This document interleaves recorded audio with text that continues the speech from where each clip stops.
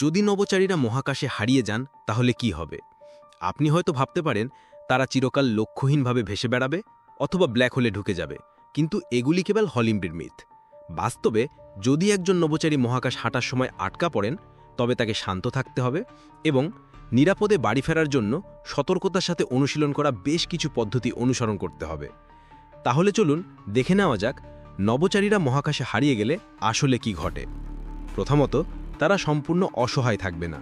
একজন নভোচারীর স্যুটে প্রায় 15 মিনিটের জন্য লাইফ সাপোর্ট থাকে, যা কি ভুল হয়েছে এবং কিভাবে তা ঠিক করা যায় তা বোঝার জন্য যথেষ্ট সময়।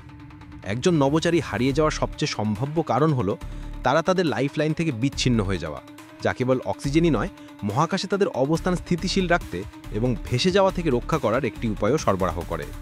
এমনটা হলে নভোচারী শূন্য মাধ্যাকর্ষণ পরিবেশে ধীরে ধীরে ঘুরতে শুরু করবে যতক্ষণ না তাদের অক্সিজেন ফুরিয়ে যায়। কিন্তু ধরা যাক নভোচারী একটি মহাকাশ স্টেশনে মেরামত কাজ করছিলেন এবং তাদের টেদার আটকে গেছে ও তারা সেটি মুক্ত করতে পারছেন না। এই ক্ষেত্রে তাদের ম্যানুয়ালি অক্সিজেন ছেড়ে দিতে হবে এবং তারপর একটি জরুরি আরোহণ শুরু করতে হবে। তাদের স্যুটের থ্রাস্টারগুলি ব্যবহার করে তাদের কক্ষপথকে ধীরে ধীরে উপরে তুলতে হবে এবং বায়ুমণ্ডল ভেদ করে নিচে নামতে হবে, যেখানে তারা তাদের প্যারাশুট খুলতে পারবে এবং নিরাপদে পৃথিবীতে অবতরণ করতে পারবে। এটি এমন একটি পদ্ধতি যার জন্য সমস্ত নভোচারী ব্যাপকভাবে প্রশিক্ষণ গ্রহণ করেন। কিন্তু যদি নভোচারী মঙ্গল গ্রহে একটি মিশনে থাকেন এবং তাদের স্যুটে কিছু ভুল হয়ে যায়, আচ্ছা, সেই ক্ষেত্রে কোনো সহজ সমাধান নেই।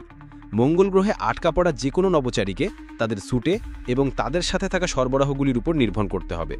তাদের জল এবং অক্সিজেন সংরক্ষণ করতে হবে এবং ঠান্ডা মঙ্গলীয় জলবায়ুর সাথেও মোকাবেলা করতে হবে।